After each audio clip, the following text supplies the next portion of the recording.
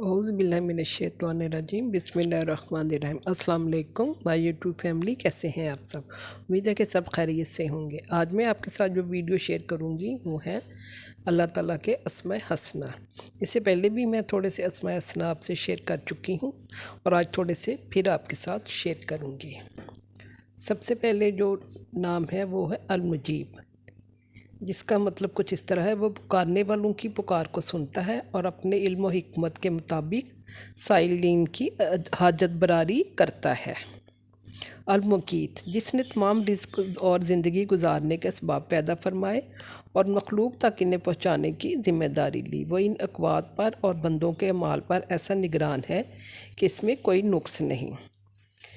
इसके बाद है अल हसीब, वो अपने बंदों की तमाम दीनी और दुनियावी ज़रूरतों को पूरा करने वाला है और मोमनों के लिए इसकी कफ़ायत का वाफर हिस्सा है। वो ही ज़ात पाक लोगों के माल दुनिया का मुहासबा करने वाली है। अल मोमिन, वो ज़ात आली जो अपने रसूलों और उनके पैरोकारों की सच्चाई और उनकी सदाकत पर दलालत करने वाले बराहीन की तस्दीक करने वाली है और दुनिया आखिरत का हर अमन इसी के मरहून मिन्नत है। इसने मोमिनों को ज़मानत दी है कि वो इन पर जुल्म नहीं करेगा या इन्हें अज़ाब नहीं देगा और ना रोज़े क़यामत इन्हें घबराहट होगी। अल मनान, बहुत ज़्यादा अता करने वाला और मखलूक पर अजीम अनामात और कसीर एहसान करने वाला। अल तय्यब, हर ऐब से पाक और हर नुक्स से महफूज, जिसके लिए हुस्न खूबी और कमाल मुतलिक है। वो अपनी एक मखलूक पर खैरात की बारिश करने वाला है और वह ज़ात पाक बंदों के सिर्फ वही अमाल सदक़ात कबूल करती है जो मबनी बर इखलास नीज़ पाकीज़ा और हलाल हों। अशाफ़ी, जो दिलों और जिस्म के अमराज से शफा बख्शता है। बंदों के हाथ में दवा का इसी कदर हिस्सा है जो अल्लाह ताला मुयस्सर कर दे और जहाँ तक शफा का ताल्लुक़ है तो वह अकेले इसके हाथ में है। अल हफीज़, वह अपने फ़ज़ल एहसान से अपने मोमिन बंदों और इनके माल की हिफाजत फरमाता है और अपनी कुदरत से तमाम मखलूक़ात की हिफाजत और रायत फरमाता है। अल वकील, वो ज़ात जिसने तमाम जहानों की तख्लीक और तदबीर की ज़िम्मेदारी ली है, इसी पर तमाम मखलूक का भरोसा है।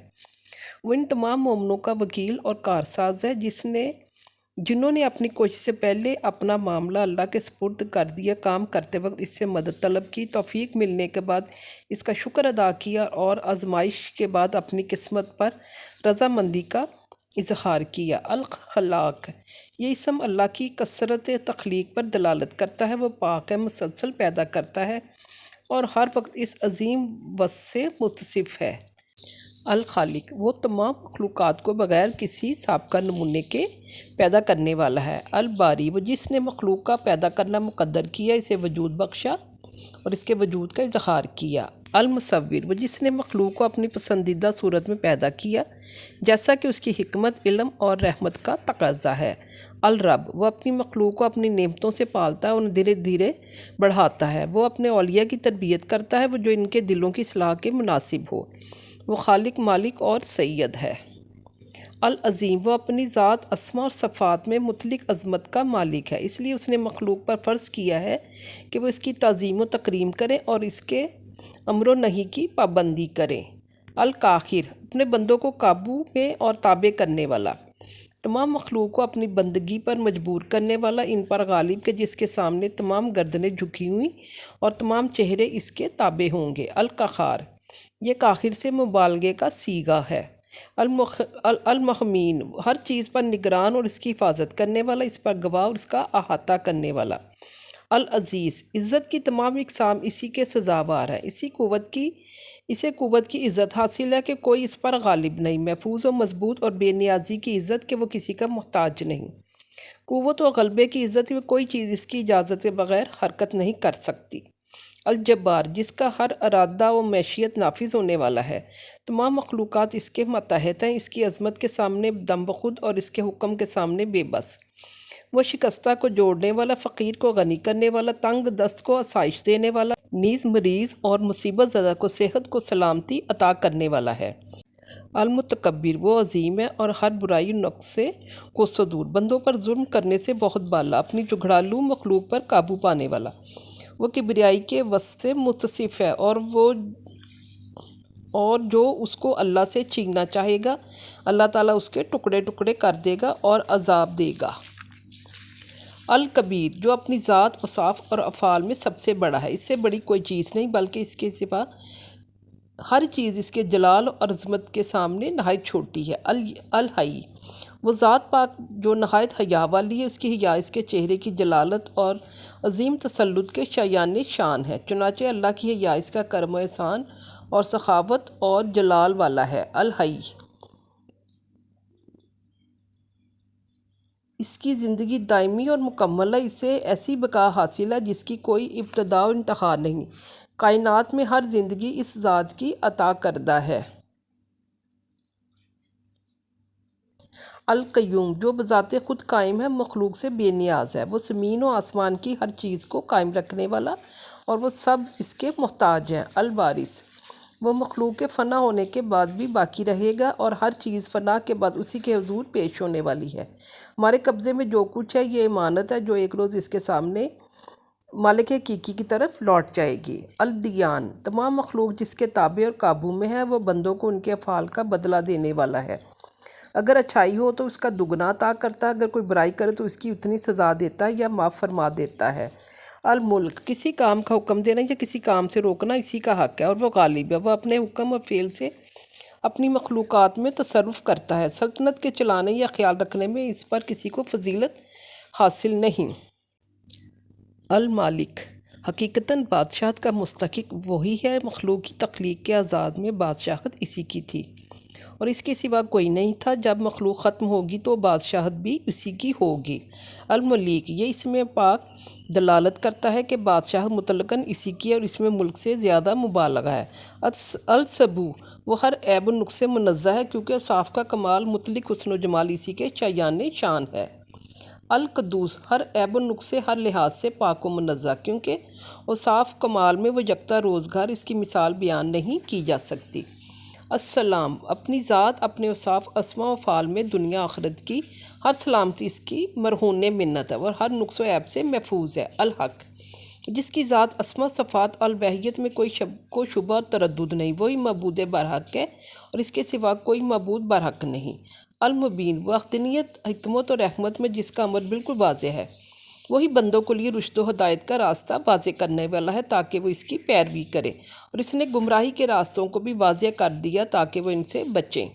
القوی وہ ذات جسے کمال معیشت کے ساتھ ساتھ قدرت مطلق بھی حاصل ہے۔ المتین جو اپنی قدرت تو قوت میں زبردست ہے، اسے اپنے افعال کو بجا لانے میں کوئی مشقت، تکلف یا تھکاوٹ نہیں ہوتی۔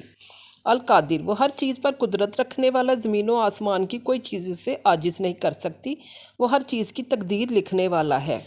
القدیر قادر ہی کے معنی میں ہے، فرق یہ ہے کہ قدیر میں اللہ تعالیٰ کی مد و ثنا میں مبالغہ ہے۔ المقتدر یہ اس میں پاک اللہ تعالیٰ کی قدرت کے کمال اور انتہا پر دلالت کرتا ہے کہ وہ علم سالک کے مطابق اپنے فیصلے نافذ کرنے اور تخلیق کرنے پر قدرت کاملہ رکھتا ہے۔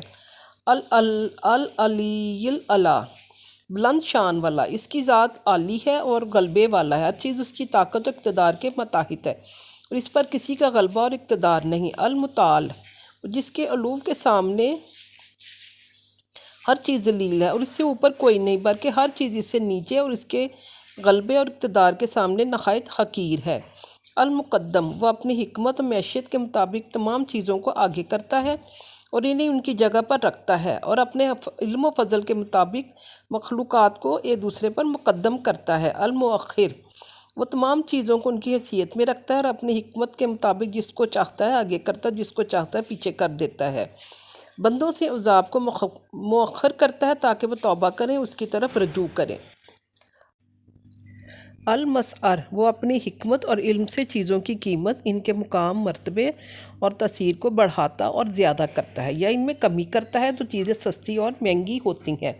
القابض وہ روحوں کو قبض کرتا ہے، وہی اپنی حکمت اور قدرت کے مطابق آزمانے کے لیے مخلوق میں سے جس کا چاہتا ہے رزق روک لیتا ہے۔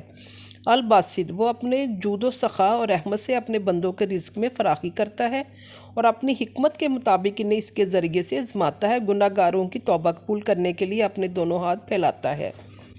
الاول وہ ذات جس سے پہلے کوئی چیز نہیں تھی بلکہ تمام مخلوقات اس کے پیدا کرنے سے وجود میں آئیں۔ جہاں تک اس ذات عالی کا تعلق ہے تو وہ اس کے وجود کی کوئی ابتدا نہیں بلکہ وہ ازل سے ہے۔ الآخر وہ ذات جس کے بعد کچھ نہیں وہی باقی رہنے والا ہے، زمین پر موجود ہر چیز ختم ہونے والی ہے، پھر لوٹ کر اسی کے پاس جائیں گے، اور اللہ عز و جل کے وجود کی کوئی انتہا نہیں۔ الظاہر وہ ہر چیز سے اوپر ہے اور اس سے اوپر کوئی نہیں، وہ ہر چیز پر غالب ہے، اس کو گھیرے ہوئے ہے۔ الباطن جس سے کوئی چیز نہیں ورے وہ قریب ہے اور ہر چیز کا احاطہ کیے ہوئے ہے، لیکن وہ دنیا میں مخلوق سے پردے میں ہے۔ الوتر وہ یکتا ہے، اس کا کوئی شرک نہیں، وہ ایسا منفرد ہے کہ اس کی کوئی مثال نہیں۔ السید وہ مخلوق کا اعلیٰ الاطلاق سید و آقا ہے، وہی ان کا مالک اور انہیں پالنے والا ہے، باقی سب اس کی مخلوق اور اس کے بندے ہیں۔ الصمد وہ اپنی سرداری بزرگی میں کمال درجے پر فائز ہے، مخلوق اپنی شدید ضرورت مندی کی وجہ سے اپنی ضرورتوں کے لیے اسی کا قصد کرتی ہے، وہ کھلاتا ہے، اسے کھلایا نہیں جاتا۔ الواحد وہ اپنے تمام کمالات میں منفرد، اکیلا اور یکتا ہے اور ان میں اس کا کوئی شریک نہیں۔ العاقد اور نہ اس کی مثیل و نظیر ہے، اس سے یہ لازم ٹھہرتا ہے کہ اسی اکیلے کی بندگی اور عبادت کی جائے، اس کا کوئی شریک نہ ٹھہرایا جائے۔ امید ہے کہ آپ کو یہ ویڈیو بھی پسند آئے گی۔ آپ میری ویڈیو کو لائک کریں، سبسکرائب کریں اور شیئر کریں۔ اللہ تعالی ہم سب کا حامی و ناصر ہو۔ تب تک کے لیے اللہ حافظ۔